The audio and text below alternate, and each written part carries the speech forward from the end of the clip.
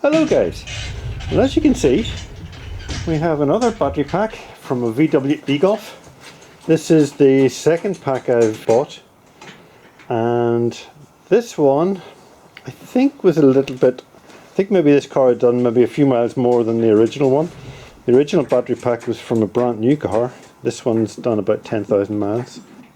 Now I know some of you may be saying, why on earth did he buy a second battery pack when he's already got one?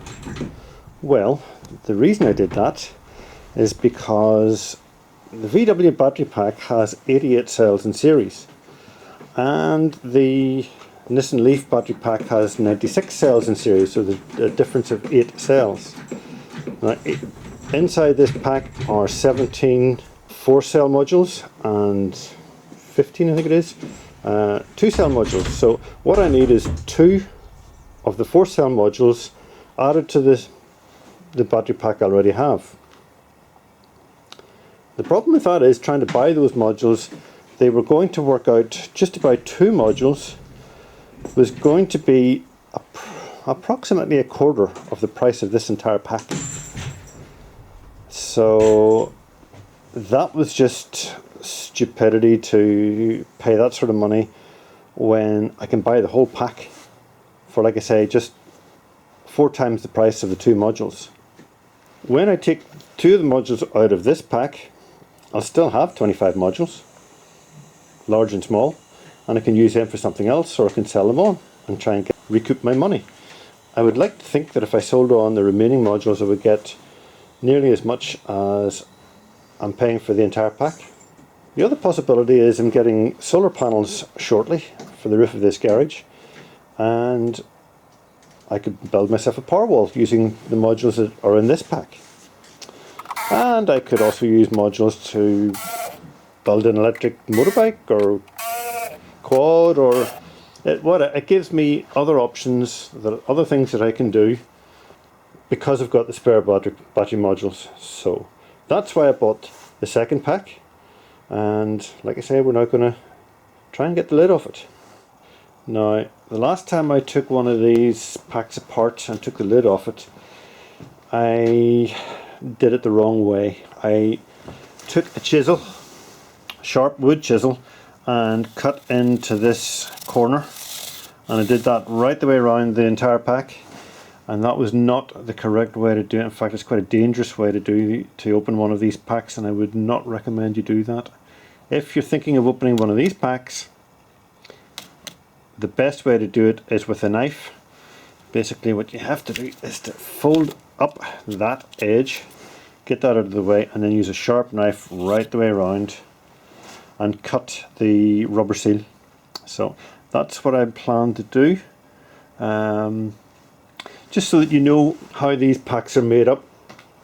There's a steel frame along the bottom underneath which all of the modules are bolted into, and then that is covered with a, I presume, fireproof fiberglass cover. So that is a fiberglass cover, and then that fiberglass cover is covered again with this aluminium foil. Hopefully whenever I get the foil out of the way you'll see what I mean. Basically there's a silicon sealant or something, some sort of a glue has been used to hold the fiberglass top down onto the steel frame. So if we can get this alloy out, this foil out of the way, and then just cut that rubber seal.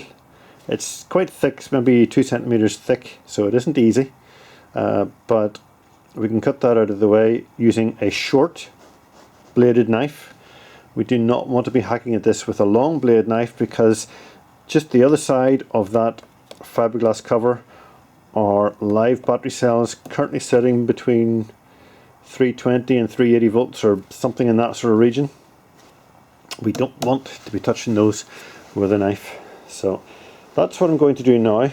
It'll probably take me about an hour or so, I hope. So we'll give that a try now, and like I say, there should be a camera watching it. I'll come back at various points, and so next step is to remove these bolts here and these bolts here and free that up, and leave that so that it's just lying loose. And the same over here, disconnect this battery connector and bolt these, undo these bolts that can just pop into the hole, so that when it lifts the top off, it'll not get in the way.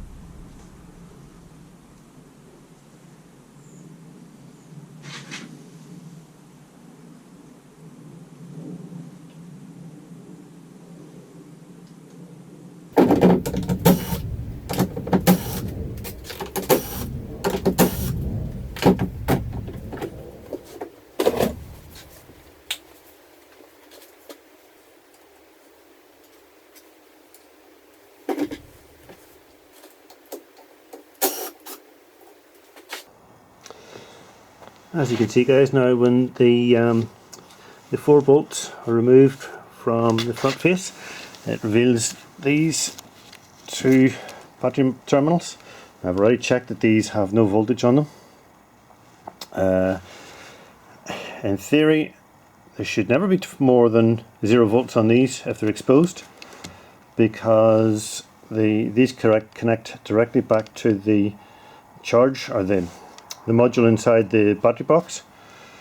They don't go directly to the batteries, they go to a module which connects the battery box to the external, to the outside world. So in theory they should never be live, but never take that for granted. Always check and double check and then check again. So as you can see, these terminals are held on with, I think those are spline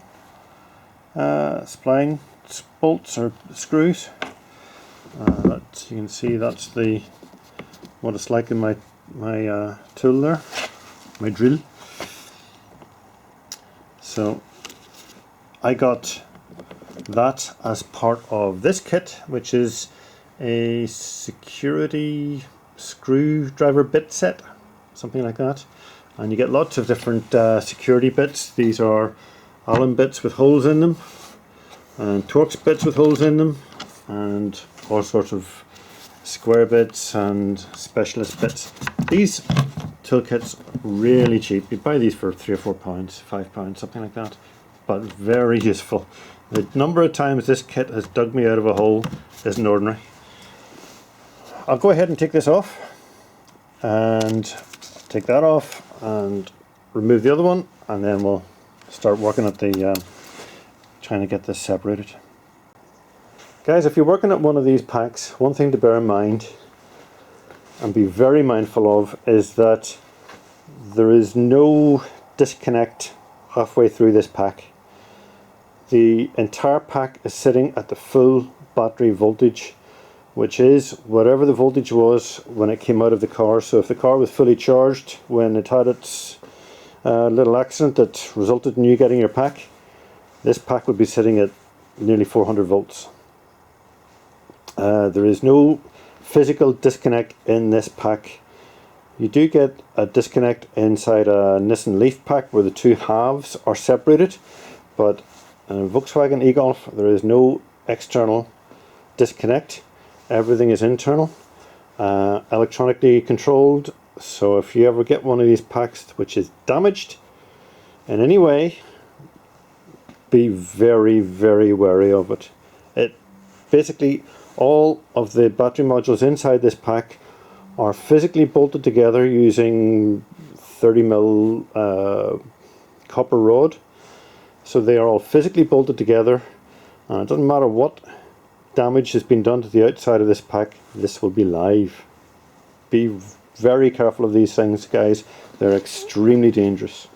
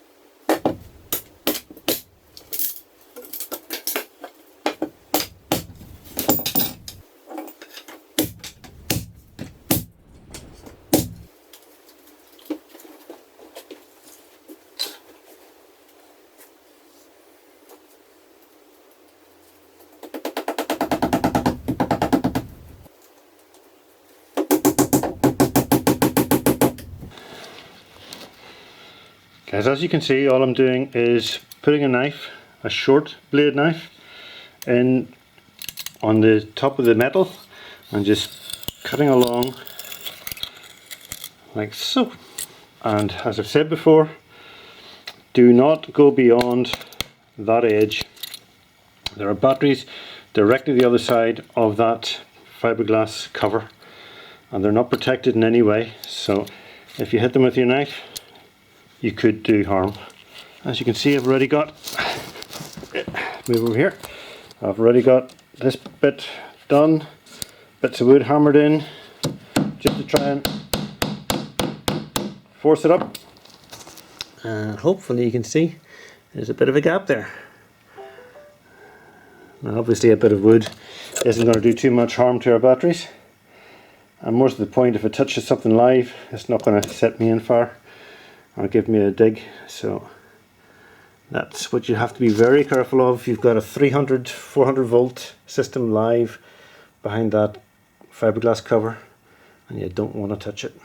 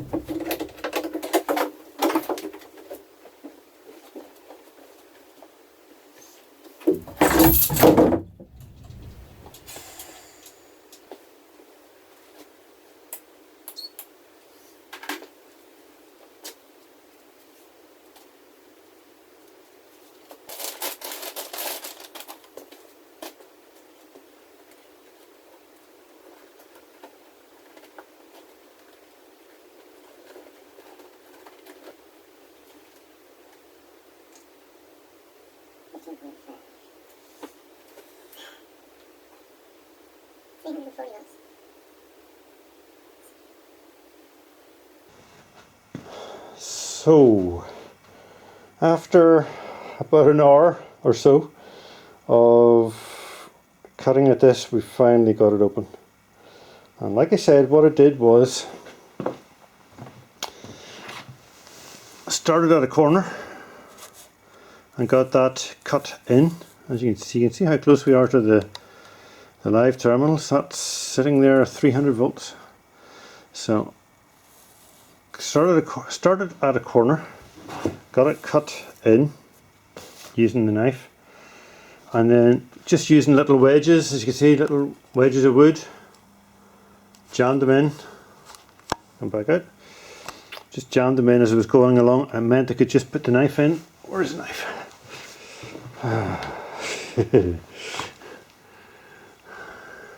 I'm afraid I got all excited when I saw the lid popping and just threw it off.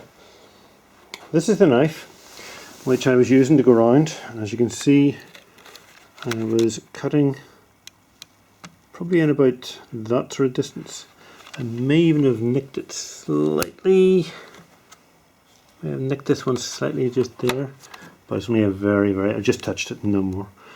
So, and I tried to keep the knife not any further than that. So I was going along like that. So basically just wedging in bits of wood underneath and just bringing the knife and pulling it along. And as I was pulling it along, the lid was coming up because there was pressure on it from the bits of wood. and just kept moving along, and as soon as it started getting tight again, I moved the bits of wood along a bit further and finally got all the way around. Now this is the inside of your eGolf battery pack. 27 modules, I believe, starting somewhere about here and ending somewhere about here. One of these two, I can't remember which. But the whole thing is held together, or the whole thing is connected together using this stuff, which is solid. There you go, I'll show you what it is. Solid copper bar, 35 millimeters squared. That's what it says there. 35 millimeters squared copper bar. Solid copper bar too, not even stranded. So I don't know what that tells you about the way this is built, whether that's good or bad. I would have thought stranded wire would be better at carrying the load than solid bar, but I'm sure Volkswagen had their reasons for doing it this way. And these are the interconnects for the BMS. The blue ones are BMS, and the black ones, like that, I believe are the CAN bus, linking all of the modules back to the main connection box here. Some of these modules will have a BMS built into them, other ones are load or dummies or whatever you want to call them. Some of them are just, the only thing they have in them is a temperature sensor, and every single one of these has a temperature sensor in them. So anywho, that's how you get the lid off in one piece without doing any harm to anything. And the whole thing came off in one piece. I was even able to get this off. I just pushed it forward and you can see the hole there. Once these screws were undone, I just pushed it forward and it came off. Something else to be aware of, guys, is that there is a big capacitor inside here, so that even when all of the batteries are all disconnected, there might still be a voltage in here. And what I mean by that is I have several of the connections separated, so this is no longer getting the full pack voltage. But if we put our meter on here, we're still at 310 volts and falling. You can just put a resistor across it like it suggests here to bring down the voltage. I'll probably just let that decay. It looks like it's going down quite nicely. So just so you're aware, guys, even when you have disconnected the battery in this thing, when you've disconnected the actual cells, modules, there is still a voltage in here that will still bite. So just be wary of that.